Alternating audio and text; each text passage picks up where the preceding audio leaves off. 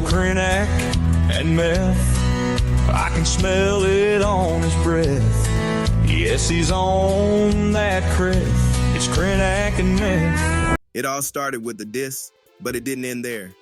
Soulja Boy was already hanging on by a thread when Marlon Wayans came through and flamed him publicly. What kicked this whole storm off was a clown session over Soulja's awkward, chaotic performance at a Trump crypto event. Yeah, you read that right. Of all places, Soulja was out here performing for crypto bros and MAGA donors, dancing like it was 2007, yelling Draco, while the crowd just blinked at him. Marlon reposted the clip with zero mercy, throwing in his own jokes. It was meant to be a roast, but Soulja took it personal, and that's where things got ugly. Soulja Boy, never one to let anything slide, got on IG Live and started spazzing out. He went in on Marlon, calling him everything under the sun. Washed up, not funny, irrelevant. He was loud, sweating, yelling into the phone like it was a Versus battle, but Marlon wasn't fazed. Nah, he hit back with bars, dropped a whole diss track out of nowhere, country style. The internet exploded. TikTok, Twitter, blogs, everybody was posting clips clowning Soulja, saying Marlon ended him with a country beat. And the track?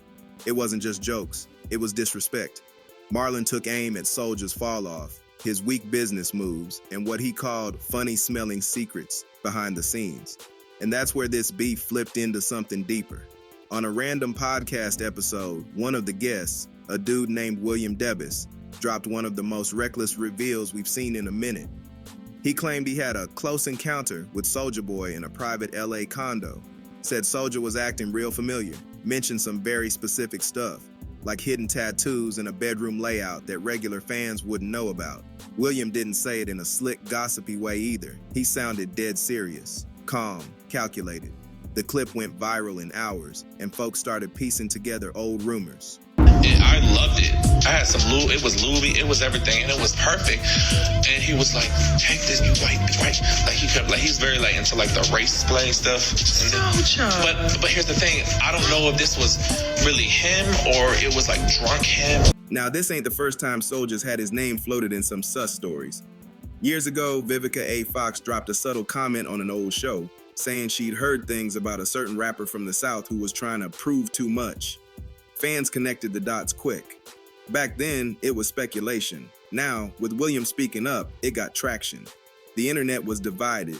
Some said William was clout chasing. Others said, nah, this ain't the type of energy you fake. And Soulja, he lost it. Started posting legal threats saying folks were playing with his name, threatening lawsuits. He even hit up Instagram to post a long message about being 100% straight and not tolerating disrespect. But here's the thing, he never directly denied Williams' claims. He just yelled a lot. The blogs ran with it. Twitter ran wild. Even Marlon threw subtle jabs in his interviews saying somebody sound guilty, not just loud. The narrative shifted from Soulja got roasted to Soulja got exposed. It wasn't just about music anymore. It was about identity, image, and how Soulja's been projecting one thing while rumors told another story. Some fans said, let him live. Others said, if it ain't true, why so defensive? Either way, the scandal had legs, and it wasn't slowing down. Meanwhile, as Soulja was fighting the internet, his business empire was quietly crashing. A few months earlier, he had bragged about launching a game console, the Soulja Game. But tech nerds did the homework and found out it was just a cheap Chinese emulator with his logo slapped on it. Then folks found out the mansions he posted weren't even his. They were Airbnbs. One even had the listing still up while he was claiming ownership. Deals started drying up, streams slowed down, and industry folks, they stopped responding. What were your thoughts when 50 Cent blamed the second season ratings dip on gay stuff? First of all, you know, the pot calling the kettle black is all I'm saying. That's when Soulja started posting more chaotic content. One day he's crying, saying people betrayed him.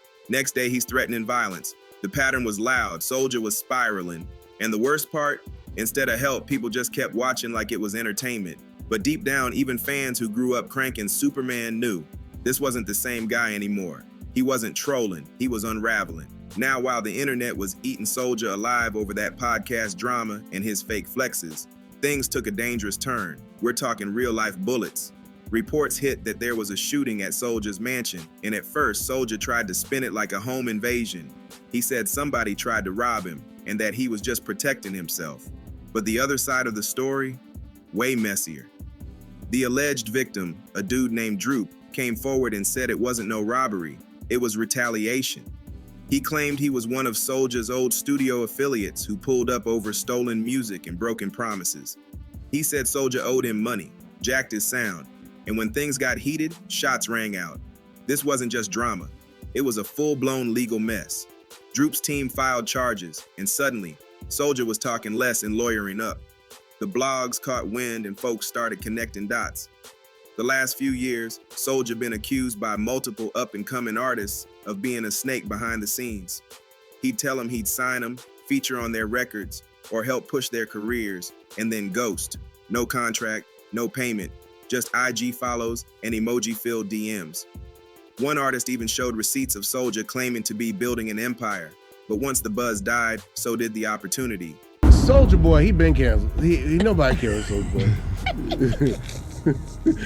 So Soulja Boy better go to get that check. Yeah, I don't think he had hits and It's been a minute. It's been a while. And the reason it hit so hard, because Soulja used to be that young kid who hacked the system. He got popping through YouTube when nobody believed in it. He cracked the code early, showed the world how to go viral before viral was a word. But somewhere along the way, he stopped helping others and started exploiting the same game he once beat. And when fans saw all these artists exposing him, plus the shooting, plus the podcast allegations, it painted a picture that was hard to deny. Soulja was looking like a man trapped in his own lies. Then came the second wave of drama, the transphobia. This is where things got really dark. After Marlon's son Kai, who's openly transgender, spoke out about Soulja's comments, Soulja doubled down. Instead of apologizing, he threw jabs. Started calling folks weird, making jokes, acting like the whole thing was a troll. But the LGBTQ plus community, they wasn't playing with him. Activists, artists, influencers, they all came for him. Some of his remaining sponsors dipped. A few of his old label connects unfollowed him. Even fans who used to ride with him started switching sides. And Marlon, he handled it like a pro. Went on live TV and addressed the whole thing without even saying Soulja's name. He said, anybody who got something to say about my child, come say it to me, not on your little live stream. That's when Soulja stopped talking. No more posts, no more threats, just silence. And it was loud.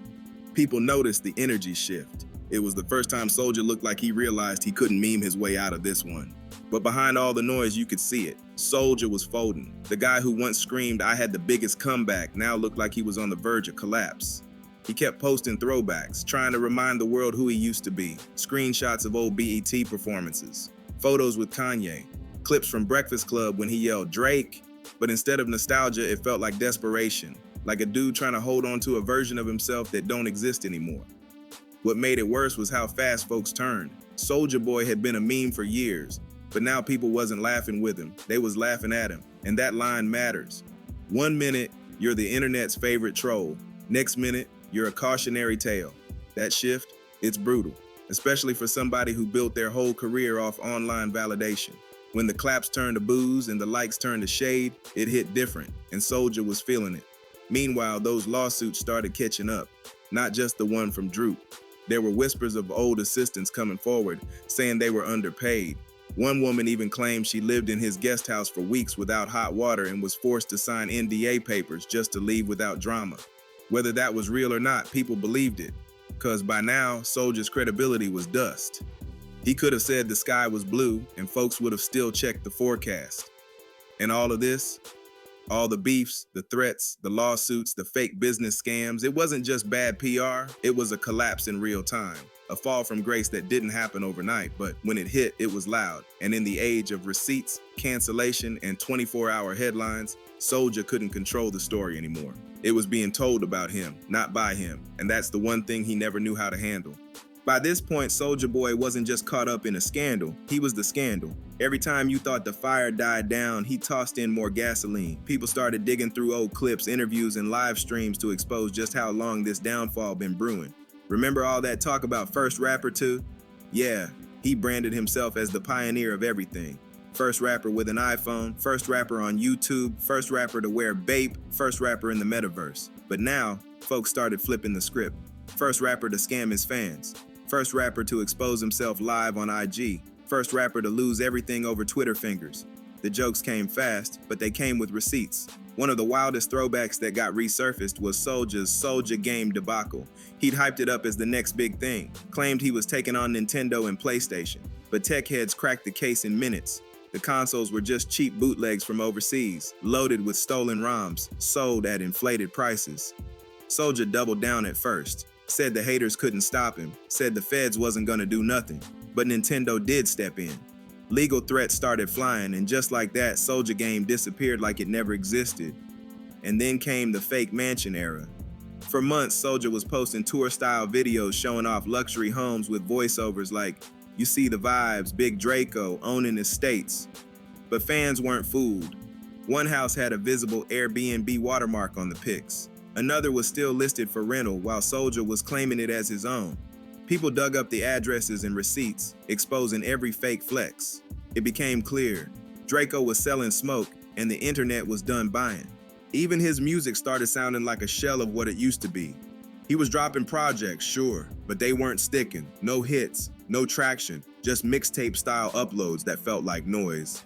Meanwhile, his name only trended for drama. At one point, he tried to revive his buzz with a surprise collab featuring an underground Memphis rapper, but even that got messy. The artist claimed Soulja demanded money after the verse, then removed it from streaming without warning. Another black eye on a crumbling reputation. All the while, his fan base was changing too. The kids who grew up yelling, "You," and doing the Soulja Boy dance, they grown now, and they watching him self-destruct in 4K.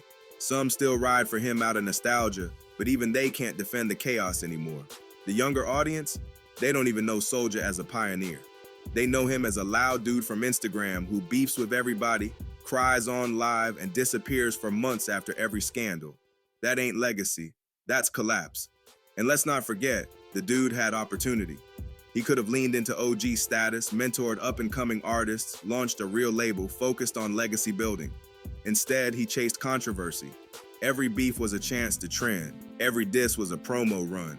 But the more he clowned others, the more his own mirror started cracking. When he dissed Tyga for falling off, folks pulled up Soulja's numbers. When he claimed he influenced Drake, folks played back the real timelines. It was all cap, and loud cap gets exposed. At this point, the walls were closing in. Labels weren't picking up. His music wasn't charting. His brand deals were dry. Meanwhile, Marlon Wayans, thrive mode. He flipped the Soulja beef into a viral comedy rollout, took the high road, stayed funny, and gained respect in and outside of Hollywood. The same industry that once clowned Marlon for being just a goofy comedian was now putting him on panels, podcasts, and award shows while Soulja sat at home making threats on Instagram Live. The contrast was painful to watch. Marlon's son Kai, who was targeted in that transphobic mess, ended up with brand support and love from the LGBTQ+ community. Soulja, he got silence. Not even his peers came to defend him. Even artists he used to boost, folks like Famous Dex, Rich the Kid, and Bow Wow stayed far away. That's when you know the industry's done with you. Not when they diss you, but when they stop speaking on you at all. And now, Soulja's name don't ring bells the way it used to. He still talks like he's the blueprint. But the blueprint ain't building nothing anymore. The beefs, the scams, the fake shows, it's all starting to catch up. What once looked like innovation now looked like desperation. What once looked like flexing now looked like fronting. And what once looked like the comeback king now looked like the cautionary tale we never thought we'd see play out in real time. Now here's the final chapter, and it's rough, because we ain't just watching a rapper spiral, we're watching a legacy crumble in front of us. Soulja Boy was one of the first artists to break the system. He was the blueprint for viral fame. From Crank That to ringtone sales to YouTube stunts, he carved a lane when nobody believed in him. But instead of protecting that lane, he crashed through it at full speed, running on ego, clout, and old wins. And now, the respect's gone, the support's gone. All that's left is a bunch of live streams, lawsuits, and a trail of broken business moves. What's wild is that there were real moments when Soulja could have pivoted. He could have stepped into the OG lane like Snoop, helped shape the next generation. He could have launched a real mentorship label. He could have cashed in on his influence and shown us all how to evolve. But instead, he stayed trapped in the clout cycle, beefing with anybody who caught a lil buzz, starting drama every other week, acting like a Twitter troll with a platinum plaque. And the more he screamed, "I started this," the more folks tuned him out. Let's keep it a buck. Soulja was ahead of his time, but now he's stuck in it. While the industry moves into ownership, brand building, and long game strategies, Soulja still stuck on Instagram Live yelling about who stole his style. Bro, it's been 15 years. The world changed, music changed, the culture evolved. But Soulja, he's still trying to win 2009 arguments in a 2025 world. And the craziest part, he still got talent. He still got ideas. He still got fans. But what he doesn't got is control. Not over the narrative, not over the image, not even over his own brand anymore. People don't trust him. That's the real L. You can lose clout and bounce back. You can flop an album and still chart again. But when the streets stop trusting you, when the fans who once worshipped you now side-eye your every move, that's a wound most artists don't recover from. And Soulja's bleeding heavy. Every new live stream, every shouty post, every "they trying to cancel me" rant just makes the hole deeper. Instead of clarity, we get chaos. Instead of growth, we get glitches. Now folks are asking the real question. What's next for Soulja Boy? Can he bounce back? Can he clean up the mess? Maybe, but only if he disappears first. Like for real. Fall back, get offline, and reset. No more drama. No more fake flexing. No more exposing yourself just to stay relevant. He needs to get back in touch with what made him Soulja Boy in the first place. Hunger, hustle, and innovation. Strip away the noise. Drop the act. Tap back into that 17-year-old who hacked LimeWire, flipped MySpace, and created a whole wave with zero cosigns. But let's be honest, the clock's ticking. The internet got a short memory, but it don't forgive easy.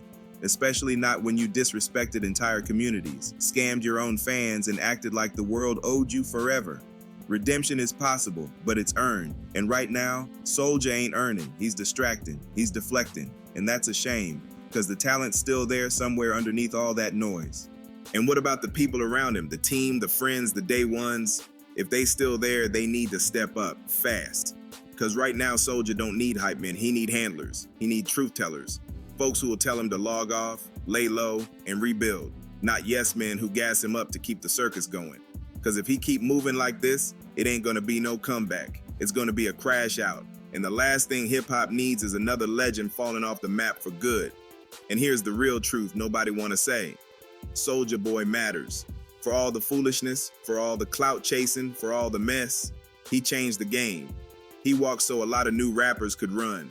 He turned the internet into a launch pad when the industry laughed at it. He brought tech into rap before tech was cool. And for that, he'll always have a footnote in history. But if he don't clean up soon, that footnote gonna be buried under scandal, beef, and broken promises. So yeah, Soulja Boy still got time. He just ain't got a lot left. If he wants the crown back, he gotta stop acting like he never lost it. No more tantrums, no more cap, just real moves. Until then, all we can do is watch and hope he finally grows up before the whole legacy turns to smoke.